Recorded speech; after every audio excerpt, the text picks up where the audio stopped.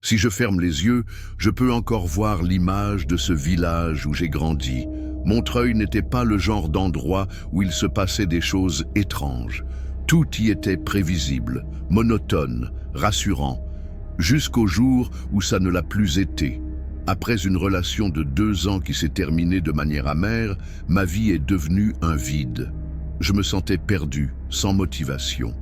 Ma grand-mère, une femme d'une foi inébranlable, m'a convaincu de l'accompagner à l'église le dimanche. Je n'étais pas particulièrement croyant, mais y aller avec elle me permettait de m'occuper, de chercher un but, une direction, au milieu de ma confusion. Cette routine aurait pu durer indéfiniment si ce n'était pas pour cette nuit-là. L'église était comme toujours, remplie de visages familiers, mais à la fin de l'office, j'ai remarqué quelqu'un qui ne correspondait pas à ce décor répétitif. Un visage inconnu. Elle était dans un coin, debout, comme si elle attendait quelqu'un. Des cheveux noirs et bouclés, de grands yeux profonds qui semblaient devoir au-delà de l'évidence. Je ne sais pas pourquoi, mais sa présence m'a paru déplacée. Pas parce qu'elle paraissait étrangère, mais parce que je ne l'avais jamais vue auparavant. Et dans un village comme Montreuil, nous nous connaissions tous. Je me suis approché d'elle avec une excuse quelconque, et son sourire, bien que charmant, portait une pointe de mystère. Elle s'appelait Élodie. Sa voix était douce, mesurée, comme si elle pesait chaque mot avant de parler. Rapidement, nous avons commencé à discuter naturellement.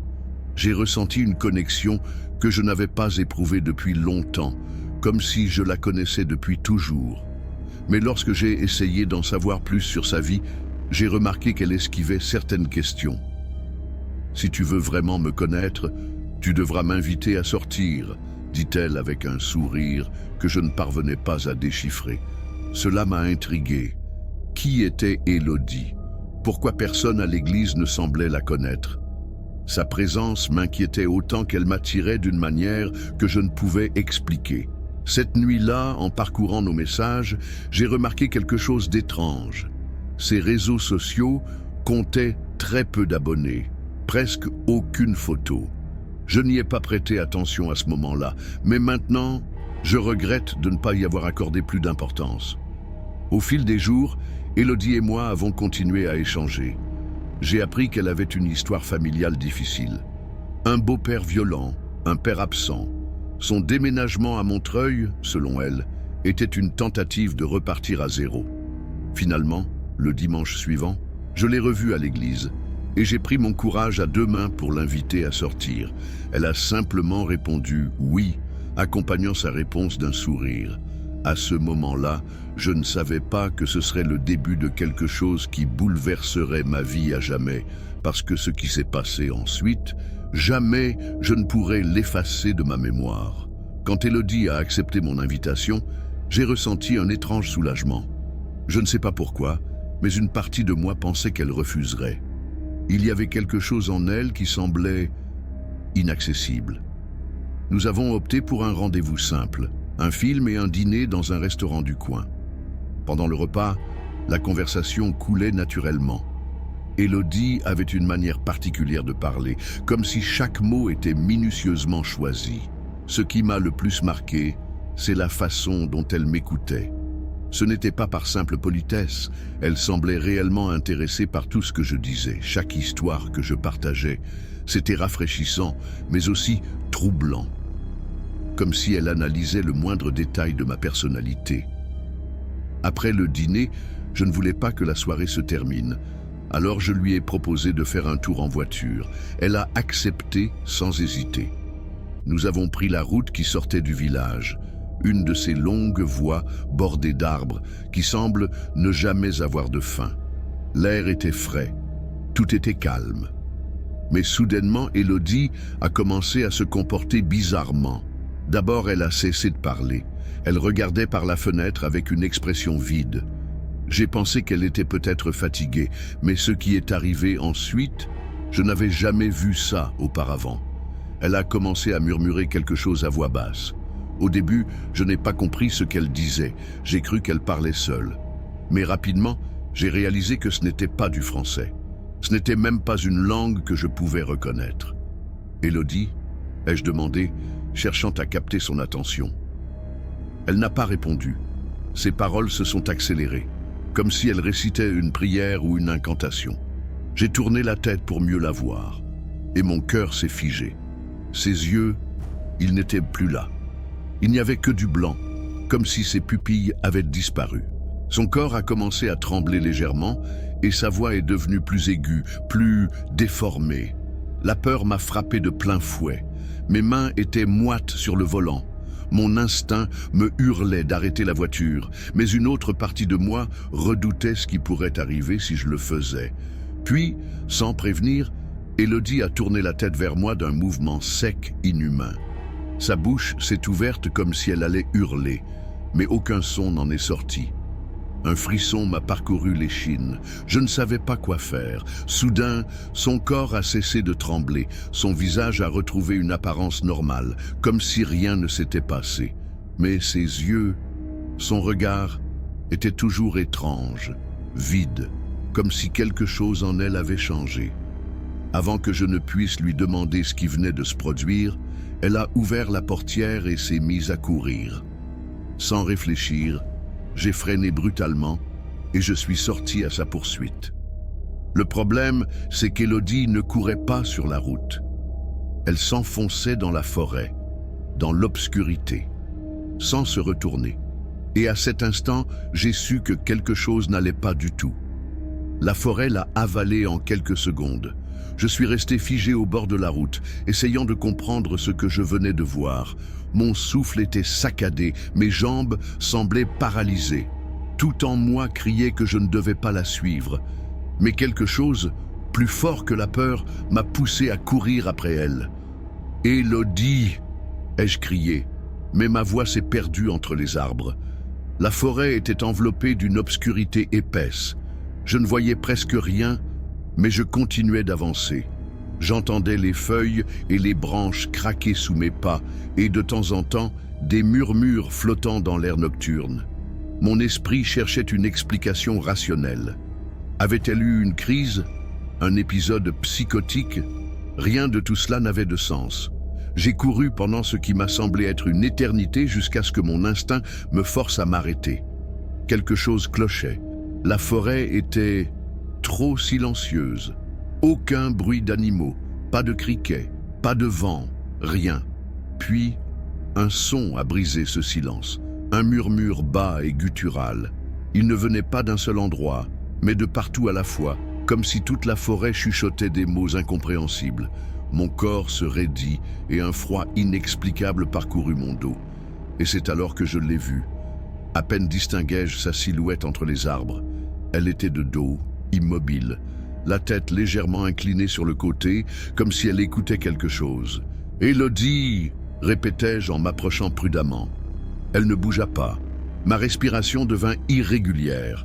Quelque chose au fond de moi me disait de ne pas aller plus loin. Puis, lentement, sa tête commença à tourner vers moi, trop loin, comme si son cou n'avait aucune limite.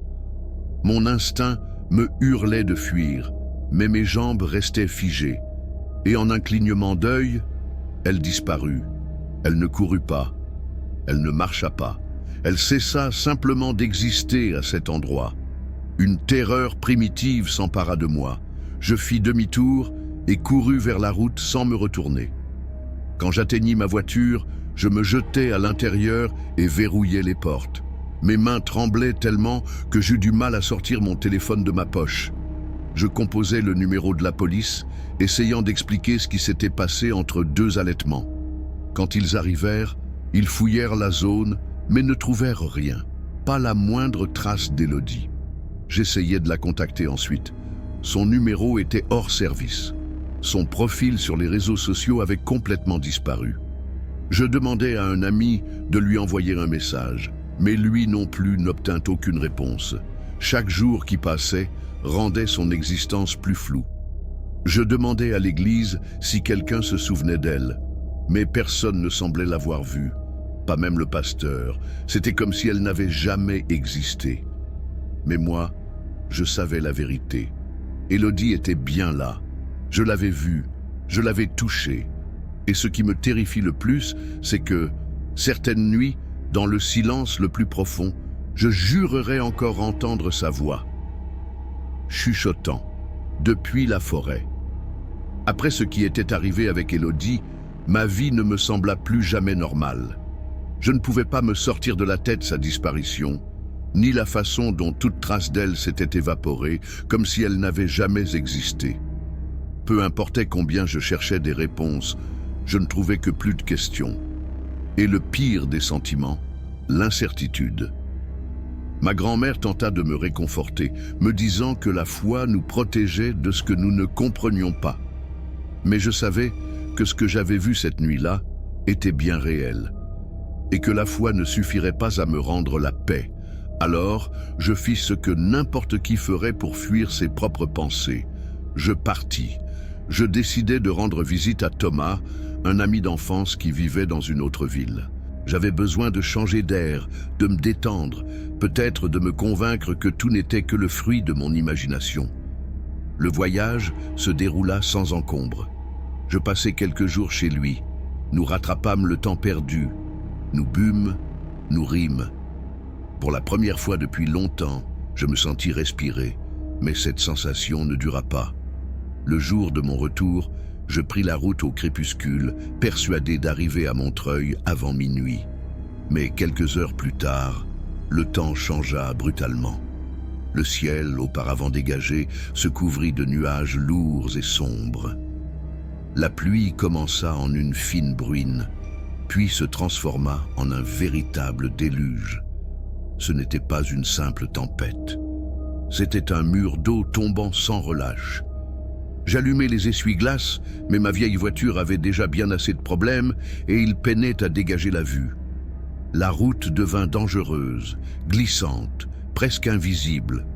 Il n'était plus raisonnable de continuer à rouler, alors je décidai de m'arrêter sur une aire isolée, en retrait de la voie principale. C'est là que je réalisai que j'étais complètement seul. Il n'y avait pas d'autre voiture, aucune lumière à l'horizon. Juste moi, piégé au milieu de nulle part, avec la tempête frappant le pare-brise comme un million d'aiguilles. Et c'est dans ce silence imposé que je ressentis la première vague d'inconfort. Je ne savais pas pourquoi, mais quelque chose clochait. J'avais la sensation d'être observé. Je regardais dans le rétroviseur, mais tout ce que je vis, ce fut la noirceur de la route derrière moi. Je serrai le volant, tentant de me calmer. C'était seulement mon esprit qui me jouait des tours. La pluie, la nuit, la solitude, tout cela pouvait rendre n'importe qui paranoïaque. Ou du moins, c'est ce que je pensais. Parce qu'à cet instant précis, j'aperçus une première lumière à l'horizon. Ce n'était pas un éclair, c'était une lampe torche. Et elle n'était pas seule, il y en avait d'autres. Elle bougeait, elle se rapprochait. Cette nuit-là, sur cette route maudite, je découvris que la véritable horreur ne se cache pas toujours dans l'obscurité. Parfois, elle vient droit vers vous. Avant de continuer, abonnez-vous à la chaîne pour que nous puissions ensemble explorer ces mystères troublants. Cliquez sur l'icône de la lampe jaune et restez avec nous. Je repris la route sans réfléchir, les jointures blanches à force de serrer le volant. La tempête ne faiblissait pas, mais cela n'avait plus d'importance.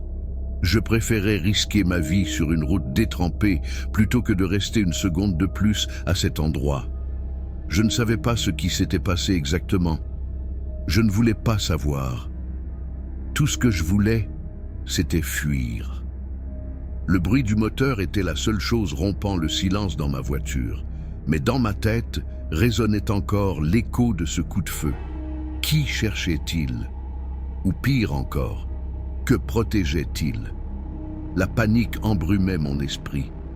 Je n'avais aucune idée d'où j'étais. Je roulais simplement, sans m'arrêter, espérant apercevoir un panneau, un lampadaire, n'importe quel signe indiquant que je retournais vers la civilisation.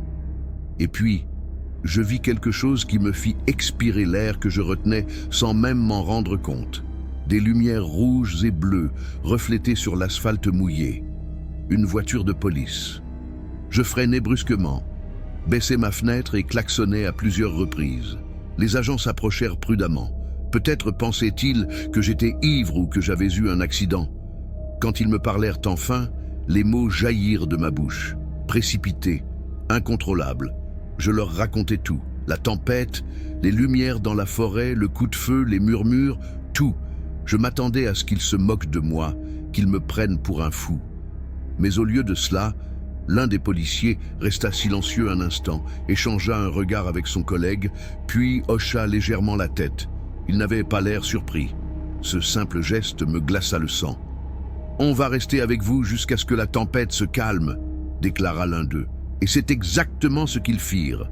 Ils éteignirent les gyrophares et restèrent là, assis dans leur voiture, comme s'ils avaient l'habitude de ce genre de situation. Moi, dans ma voiture, une seule pensée me hantait.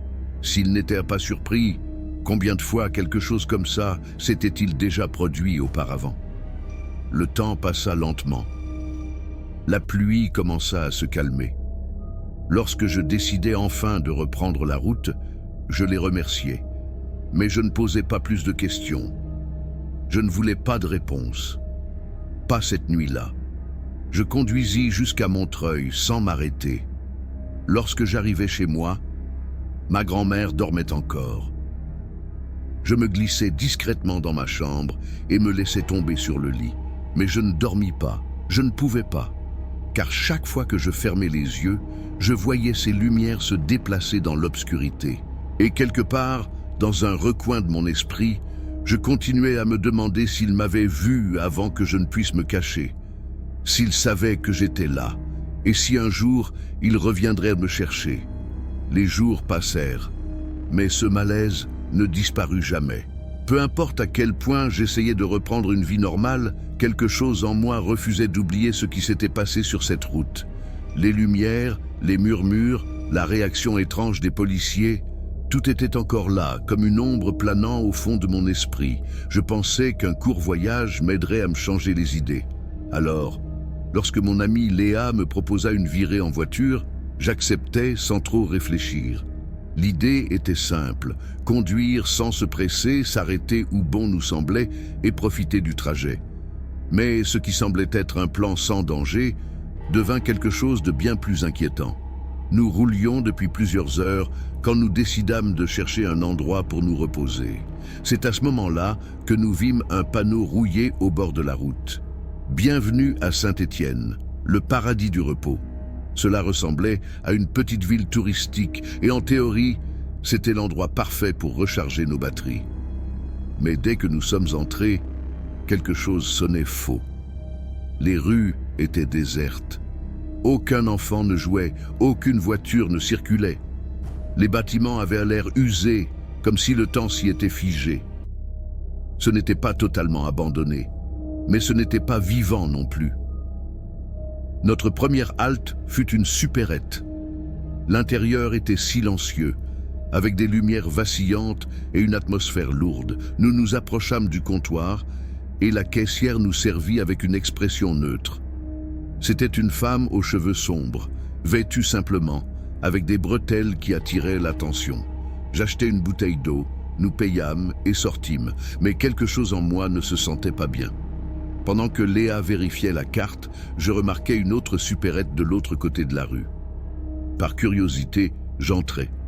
Et c'est là que je ressentis le premier frisson de terreur. Derrière le comptoir, se tenait la même femme, même visage, même coiffure, même tenue. Je me figeais. Un instant, je pensais que mon esprit me jouait un tour, que j'étais simplement fatigué. Mais alors, elle remarqua mon expression et fronça les sourcils. « Il y a un problème ?» demanda-t-elle d'un ton neutre. J'essayais de parler, mais ma gorge était sèche. « Tu as une sœur jumelle ?» finis-je par demander. Son visage se crispa. « Non, je suis fille unique. » Un frisson glacé parcourut mon dos. Quelque chose clochait. Je sortis du magasin aussi vite que possible et racontai à Léa ce qui venait de se passer. Elle tenta de me rassurer en me disant que j'avais sûrement confondu cette femme avec quelqu'un qui lui ressemblait. Mais je savais que ce n'était pas le cas. Nous retournâmes à la première supérette pour vérifier, mais cette fois la caissière était différente. C'était une femme plus âgée, aux cheveux clairs. Il était impossible de les confondre. Mon estomac se noua, car à cet instant, je compris que ce qui se passait n'avait aucune explication rationnelle, et nous ignorions encore le pire. Nous sortîmes du magasin, le cœur battant. Il y avait quelque chose dans cette ville qui n'avait pas de sens, quelque chose qui nous observait depuis les ombres, attendant. Léa tenta une blague pour détendre l'atmosphère, mais sa voix tremblait légèrement. Tout ce que nous voulions, c'était partir d'ici au plus vite. Nous décidâmes de faire le plein avant de partir, et nous trouvâmes une station-service au bout de la rue. Dès notre arrivée, nous remarquâmes quelque chose d'étrange. L'endroit était complètement vide. Aucun employé, aucune voiture, même la boutique attenante semblait éteinte. Nous descendîmes et fîmes le plein aussi vite que possible, mais lorsque nous nous retournâmes, le paysage avait changé. Le parking était maintenant rempli de voitures. Des gens qui, une minute plus tôt, n'étaient pas là, se déplaçaient dans la zone. Et pire encore, ils nous regardaient. Chaque visage dans la foule était tourné vers nous, figé, sans ciller. Ma peau se hérissa. C'était impossible. Nous ne pouvions pas ne pas les avoir vus arriver. Léa s'agrippa à mon bras avec force. « Il faut partir. » J'acquiesçai. Nous montâmes dans la voiture et je démarrai sans un regard en arrière. La ville disparut lentement dans notre rétroviseur tandis que la route s'ouvrait devant nous. Aucun de nous ne parla pendant un long moment. Ce n'est qu'une fois les lumières du village totalement effacées que Léa laissa échapper un soupir tremblant. C'était quoi ça? Je n'avais pas de réponse. Je ne voulais pas en avoir, mais juste au moment où nous commencions à nous calmer, le pire arriva. Une voiture nous dépassa. C'était un vieux pick-up avec un pare-brise fissuré. Nous n'y prîmes pas garde. Jusqu'à ce que, 10 minutes plus tard, le même pick-up nous dépasse à nouveau, avec la même fissure sur le pare-brise, avec les mêmes griffures sur la carrosserie. C'était le même, mais c'était impossible. Ma respiration s'accéléra. « Dis-moi que tu l'as vu », murmura Léa. Je ne répondis pas, je serrai simplement le volant et appuyai sur l'accélérateur. Elle tourna la tête pour regarder par la fenêtre. Ce n'est pas possible. Le pick-up était là, à quelques mètres devant nous sur la même voie, comme s'il ne nous avait jamais dépassés. La peur sur le visage de Léa disait tout. Quelque chose nous suivait, quelque chose qui jouait avec nous. Je jetai un coup d'œil au GPS. Nous avions perdu une heure entière dont aucun de nous ne se souvenait. Mon estomac se serra. Peu importait ce qui se passait, il n'y avait qu'une seule priorité, sortir de là. J'appuyais encore plus sur l'accélérateur. Je ne regardais pas dans le rétroviseur. Je ne voulais pas voir si le pick-up était toujours là, parce qu'au fond de moi, je savais qu'il l'était. Et ce qui me terrifiait le plus, c'était la possibilité que nous ne l'ayons jamais vraiment distancé. Après ce voyage, je jurai de ne plus quitter la ville pendant un moment. Mais lorsque des amis m'invitèrent à camper près d'un lac, j'acceptais sans trop réfléchir. Je me répétais que je ne pouvais pas continuer à vivre dans la peur, que tout ce qui s'était passé avait une explication logique. C'était une erreur. Nous partîmes avec 2 voitures. Dans la mienne, il y avait mon ami Julien, sa sœur Manon et un collègue nommé Marc, que je connaissais à peine. Dans l'autre voiture, mes cousins Louis et Sébastien. Le trajet fut long, mais l'ambiance détendue. Nous riions, écoutions de la musique. Et pendant un instant, j'oubliais presque tout ce que j'avais vécu sur la route. Mais soudainement, Marc commença à agir bizarrement. Au début, il paraissait juste mal à l'aise, comme s'il ne se sentait pas bien. Puis, il se mit à murmurer des choses à propos d'un raccourci. « Je connais un chemin plus rapide », dit-il soudainement d'une voix monotone. Nous hésitâmes. La route que nous suivions était sûre, et nous n'avions aucune envie de nous aventurer sur un sentier inconnu. Mais Marc insista. « Faites-moi confiance. » Quelque chose dans son ton me mit mal à l'aise, mais sans trop y penser, nous prîmes la déviation. Le nouveau chemin était un sentier de terre étroit, bordé d'arbres. Une seule voiture pouvait y passer à la fois.